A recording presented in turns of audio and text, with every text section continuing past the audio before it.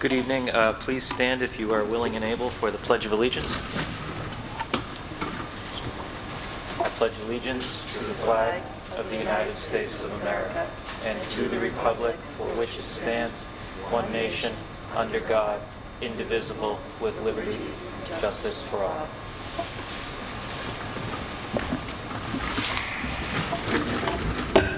This is the April 5th meeting of the Clinton School Committee. This meeting is being held both in person and remotely in accordance with the Governor of Massachusetts' March 12th, 2020 order suspending certain provisions of the Open Meeting Law, General Law, Chapter Section 20. This remote meeting is offered via Google Meet technology. We have a motion to approve the bills. So moved. Thank you. Is there a second? Second. Thank you. Sure. Thank you. Any discussion on the bills? There being none, all those in favor? Unanimous, thank you. Could we have a motion to approve the minutes from the meeting of March 22nd? So moved. Thank you.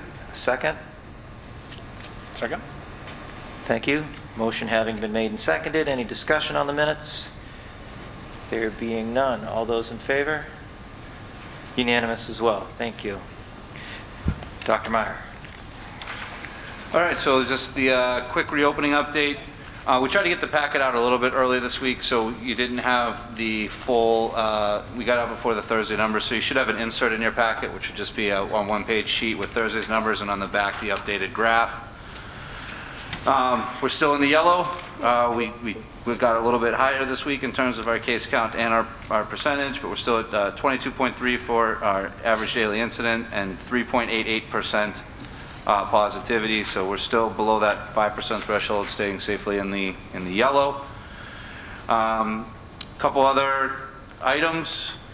The pooled testing beyond April 18th. So the state has come out and announced, there's an article in your packet saying that the pooled testing initiative is yielding about a 0.7% positivity rate throughout schools in the Commonwealth.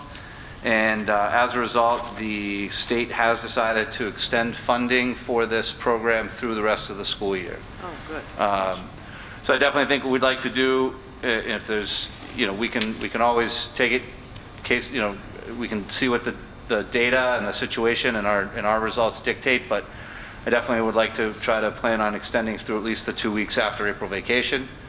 And then that'll get us into May, and I think probably at that point we can just assess on, where we are with this and how the data is running. But I think having it for the 2 weeks after April vacation would be useful, given that there could be some travel. The full in-person update. So we should have a sheet in there. You can see that overall as a district, 82.11% of our students returned to in-person learning. And that means 17.89% of our students are still remote. The highest percentage of in-person is actually at the middle school at 85.71. The elementary school is very close at 84.89. The high school actually has the lowest percentage at return to in-person at 72.97. The only thing I would say is this was a snapshot on March 31st, and I would say that I think daily we're getting more kids that want to come back. So I think as people know that their friends are back and they start hearing about them being back, people are wanting to come back. So we're doing the best we can to try to accommodate all those requests, particularly at the high school. It should be very easy because most of our classes are being kind of taught simultaneously. So if you make the decision to come back, you should be able just to come back. It's a little harder. The younger you get, it's a little harder because we're not doing the synchronous teaching at the elementary school. We have them in an online academy or in an online section, but it doesn't mean it's impossible. So we're pleased with those numbers. It's been great having everyone back in the buildings. It kind of feels like we're actually in school again. So we did have one little setback with the tent. I know I addressed that to an email to the school committee and an email to the parents. the wind that day kind of knocked the tent over. It hasn't really been great weather out anyway, so right now we're putting the tents kind of on hold until probably after April vacation, because there's no need to set it up now to have it sit up for 9 days without being used. And we're looking at probably some different options, maybe placing it on the other side of the school, or and also looking at some other different tactics for installing it. I think that I think the way the ground was very soft when they put it in, and I think some of the things that they used to try to compensate for that probably weren't the best given the wind. So I think we'd be able to get a more permanent installation once the ground's a little more firm. But we're looking at that, and obviously, student safety is our priority, and that's a big tent. You don't want that coming down with kids in it, so we want to make sure that we're being smart about that. We did have contingency plans for everything, and the middle school so far has been having no problem with their contingency plans. They're eating cafeteria, and they're okay doing all that kind of stuff. So I think we're okay. But I think it's something that we want to give classes and students as much opportunity to get outside as they can. So we probably will explore getting that back up after April vacation. Otherwise, I think that's pretty much my reopening update. It's hopefully these are getting pretty short now that we're back. So if anyone has any specific questions, I'd be glad to answer them. I guess I will say that I think it's a testament to the efforts put forth by everyone concerned to bring students back, that those numbers have shifted pretty dramatically from the initial survey that you offered, where I think we were looking at about 30% staying remote across the board. So, again, all due credit to all of the hard work and effort that everyone's put into, to get us to this place, and with the thoughtful phase and approach that you put in place. I know anecdotally, the children in my life are pretty happy to be back in school 5 days a week. So, I mean, I have to give a ton of credit to our principals and our assistant principals. I think our administrative team has done a phenomenal job this year of constantly having to essentially reinvent their school day, every couple weeks, so I'm hopeful that it calms down a little bit for them this now, and we can just kind of stay in this mode for a while. They've done a tremendous job, and our staff as a whole. I mean, there's been a lot of changes we've thrown at the teachers throughout this whole thing, and I hope this is the kind of the last. I hope we're in the home stretch for this year, so. indeed. So for those watching, we have been moving the public comments section of our agenda past the reopening update because oftentimes it helps to answer any questions that may be out there. So at this time, we'll offer public comment. Take any public comment if there is any.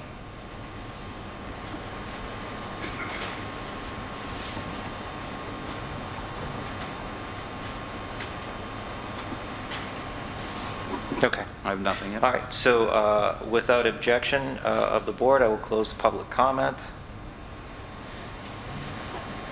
So moved.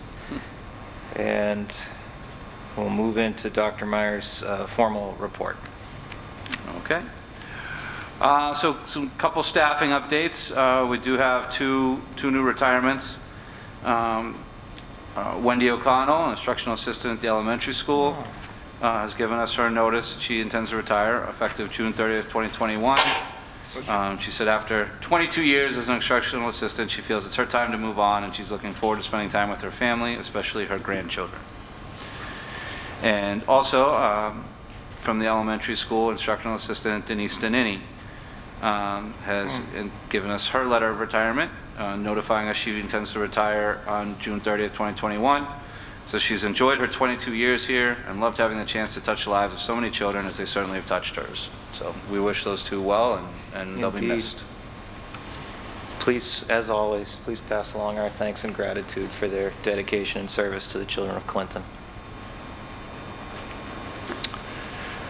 The other notice, a leave of absence request, this is one that I don't think we need to vote on. This is basically a protected one. It's from Lauren King, just informing us that she intends to be out on maternity leave around June 13th, and is anticipating she might end up opening the school year using some FMLA leave. But both of those are essentially protected leave, so I don't think we need to take a vote on that.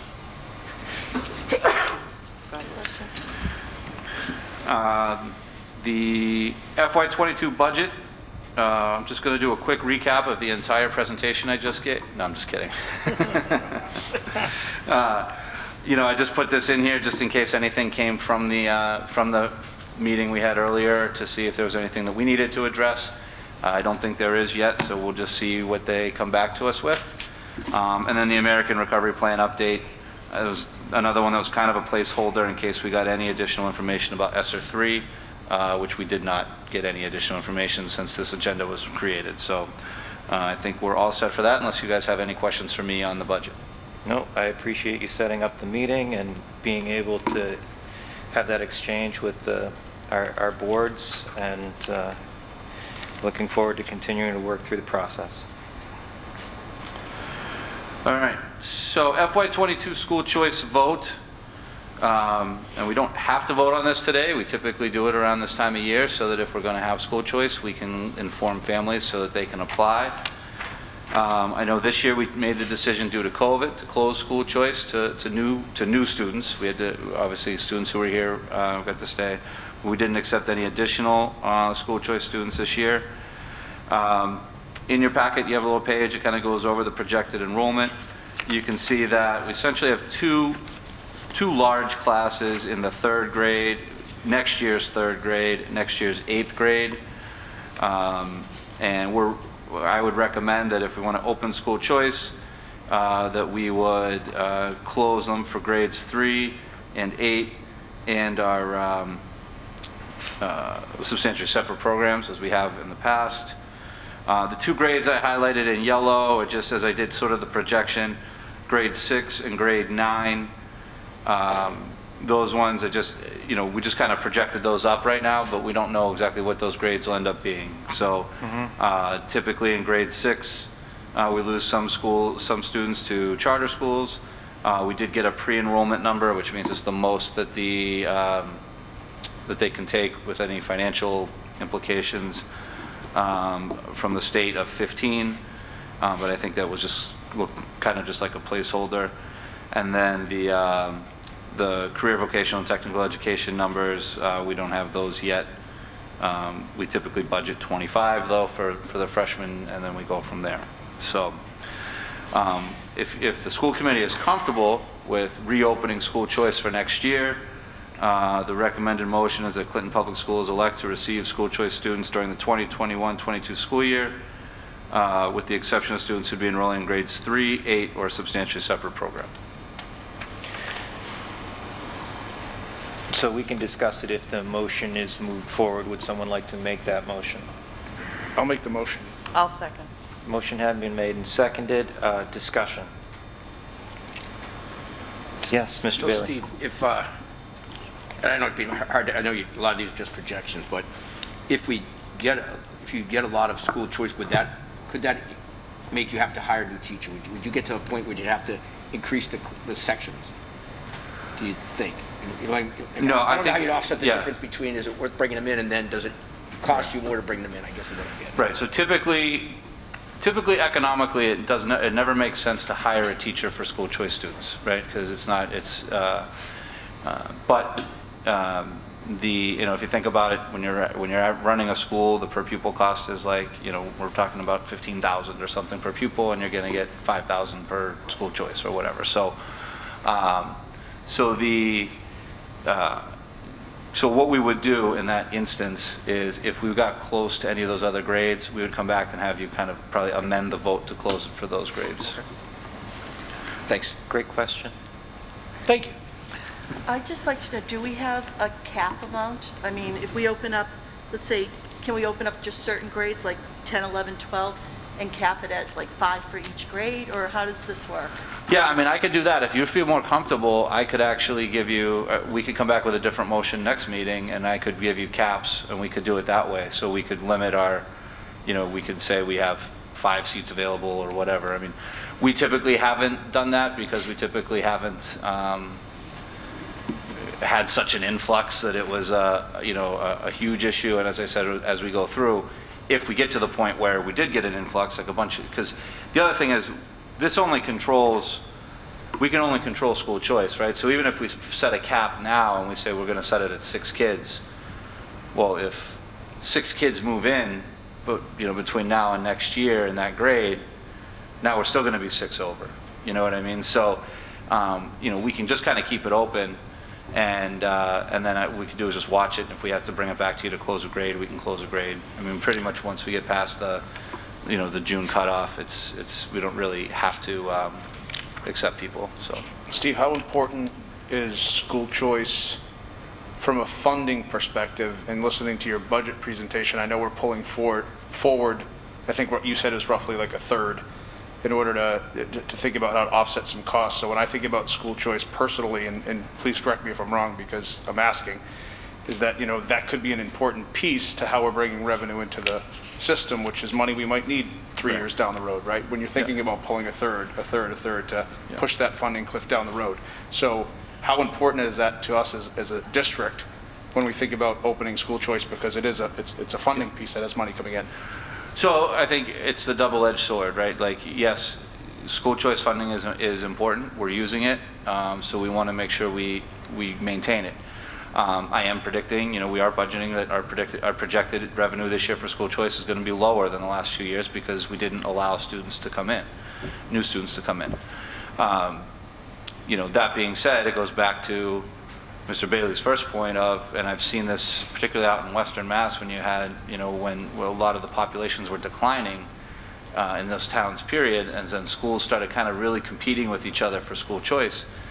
You can't run a school off of school choice money. Sure. So if you start really, if you start bringing too many school choice students, to the point you're adding teachers and sections for your school choice students, then that it becomes unsustainable that way as well. So I think for the most part we've been in a pretty good spot, where I don't think it's caused us to have to add sections. I think most of those, besides those 2 grades I highlighted, I think the other ones we have some comfortable room in there that we could handle at least 10 kids probably in each grade in school choice, and it's not, and those would just be new kids. I mean, there's already kids in those grades who are school choice that are counted in that figure. So this would just be new school choice students. So Awesome. I think we would be fine with the recommended motion, but I can put together whatever information you would like from me. Thank you. Please. Do you anticipate, personally, I feel like we did a wonderful job going through all of this COVID. We have all this technology, and we have a lot to offer in the town of Clinton Public Schools. Do you have any idea if there's going to be an influx of people wanting to come here? Or do you not have that? Yeah, I don't know. I mean, I know the beginning of the year we got a lot of requests when we were trying to move forward with opening, and there were some surrounding districts that weren't. Now that pretty much everyone's going to kind of finish the year open, people might kind of be more comfortable in their hometowns, but you never know. I mean, we get a fair number of requests and inquiries about it, but we get that every year, so it's hard to say. Joel, as I asked that question at the beginning, I'm personally comfortable with what Steve said, if going ahead with the motion and, closing off those two classes, and then as he monitors it, if it gets closer. I think we did this in the past, in the last 4 years, where he came back and said one class looks tight, so we went and closed it. So that way, because you said you could have 6 kids move into town and 6 school choice out, and we're kind of capping a phony number. So yeah, I'm good with that personally. Okay. Anything further? Okay.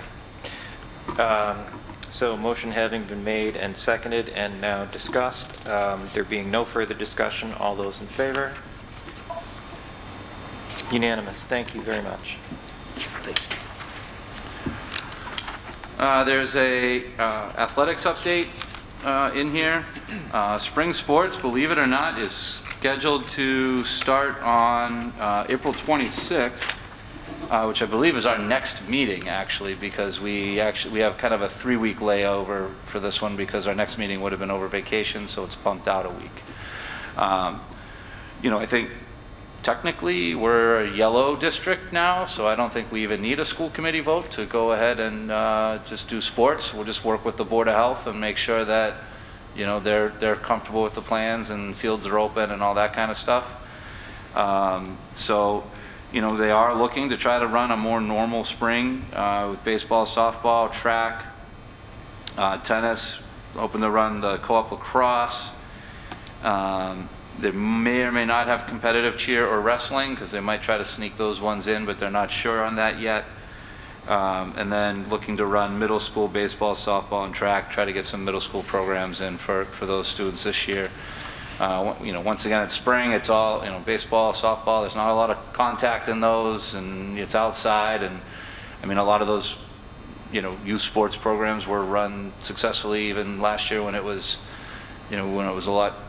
when we were in the beginning stages of this, right. And, so I think it'd be good if we can get an opportunity to do that. So, that's where we are, as you know, these days, people are writing guidance as fast as they can, So, well, I'm sure we'll get plenty more guidance, and we'll work with the Board of Health. But the target is to offer these sports with practice beginning on April 26th. So we're not taking a vote, but I want to give the board the opportunity to ask any questions if they have them to either Dr. Meyer or to Mr. Smith. Actually, mine's for you, Joel. For me? And I don't want to jinx this, but we don't meet again till the 26th. If we went into the red before then, you could call a meeting, right? That we could address this and vote, right? Yeah, I think that's the position we found ourselves in, looking at fall too as well. Right. It's 3 weeks away. Everyone's comfortable with that? Yeah, that's perfect. Don't want to jinx us, but I don't want to leave the kids hanging either. Yeah, no, I'm glad you brought it up. Yeah, so if we did need to do that, we'd probably just schedule a quick remote meeting where we just did, one agenda item, Perfect. Something like that. Thanks, Joel. Thanks.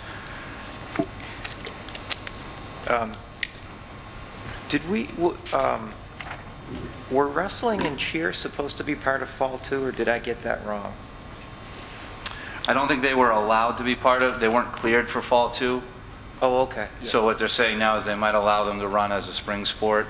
Okay. They're not sure, it's conversations, so I don't know where that's going to go. They did Okay. cheer, but it wasn't the competitive. Right, they allowed cheer, sorry, you're right. So cheerleading was allowed in fall too, but it wasn't the competitive cheer, it was like sideline cheer. Oh, that's yeah. where I was confused. Okay, all right, thank you. Thank you. I have nothing further. We wish So I the teams well. And think that's all I if we go have. into red, then we'll, Yep. okay. Do we have anything under our advisory committees? I think, did marketing meet between, okay, do you have an update? Yes, we actually met this week, and we had the opportunity to meet Mr. McGinn, the new cable director. So actually, community TV, I think he called, I can't remember what he called. Yeah, we don't just call it cable anymore, it's Yeah, community, something like that, community Right. TV. So we did have an opportunity to meet with him, and we're looking forward to having another meeting on April 28th. So we would like to go over the survey questions that we're anticipating for the Super. Yeah, the draft. So last meeting, we had presented those draft questions for the middle school. We didn't get the focus of this last meeting was primarily the meeting with the cable television. So we're scheduled a meeting on 28th, hopefully to bring back the middle school survey topic. Thank you and for working on completing that sentence for me. Okay. So, yeah, April 28th will be our next meeting, and we'll report back then. Okay, great. Anything from the other advisory committees? Joe, I mean, with that surplus is Wednesday, but Yes, nothing thank you. came from the last one, so, and Yep. I don't think there's much change, but I'll keep you guys updated. Yeah, and we have a safety committee meeting on the books for the 27th of April as well. Okay. Did you say the 27th? Correct. Okay. Policy and procedures has not met, and I don't, well, I don't know if the curriculum committee has met. I haven't been part of it. I imagine that they're probably meeting internally. So, okay, anything under negotiations? Just a meeting that's set also for the 27th. We did meet this past week and sort of just continuing down the process. 27th, yeah. Oh, Okay. sorry. 7th. 27th, Okay. yep. I would probably, I would say we could probably anticipate on the 26th, we'll probably have an executive session so that we can just talk prior to the meeting on the Okay. 27th. Yep. Great. Anything under old business? Anything under new business? Yeah, I have one thing, Mr. Chairman. Yes, sir. And I don't want to delay this anymore. I can't believe we're going to be out of here in under half an hour, so I'm not going to be the reason. But Steve had alluded to it, the effort that the principals and vice principals put in through this whole year. And personally, I do a drop-off every morning and a pickup every afternoon at the high school. And you know, you come in here in the morning and you see all the cars, and in the afternoon, and the flow that Mr. Cermak and Jamie Cash have, and every morning you see the resource officer out there, you know, greeting the kids, and it's just a smooth, with all the vehicles and all the personnel, the way they got them moving. And then unfortunately, I also have to do a drop-off and pick up down at the elementary school. And I'm usually the one that causes the jam down there. And their patience, I don't know who the teacher was today, but her patience with me was unbelievable. But the same thing, and now with the help of the Clinton Police Department, they block off the bottom of Church Street, and then they also have an officer helping them get out. I don't know, is that Ash Street? Is that actually Ash Street? From Ash Street, yeah. Getting them out onto the road and keeping the traffic moving. It's pretty amazing how they move those kids along and put up with people like me. But I can't speak to the middle school. Fortunately, I don't have to do a third drop-off. But I'm just going to say the officer. Actually, I can, there you go, because Mr. last Chairman, week take over. I had All to right. pick up my son, much to his dismay, and it's really, really well run. It is And, something else, yeah. But despite people like me. I share your appreciation for all there. But anyway, they did a great job. And Thanks. I would say, you reminded me of that, and I should have said it, but the Clinton Police Department has been great helping us down at the elementary school, trying to figure out the best way to just keep everybody safe, keep traffic moving. You know, I know it's a little bit of a log jam, but you know, I think it gets a little bit better every day, and I think it's such a better process for safety with students, and I think that so I hope that we can continue to work with the Clinton Police Department to make sure we can find some sustainable solutions down there for future years too. Good job. Anything else in a new business? Okay, well, this is unprecedented. I know. Can we have a motion to adjourn? So moved. Oh, really? 4 years I've made that motion. Thank you, everyone. I hope everyone has smooth return to school and a wonderful April vacation and a well-deserved April vacation. And Dr. Meyer, I hope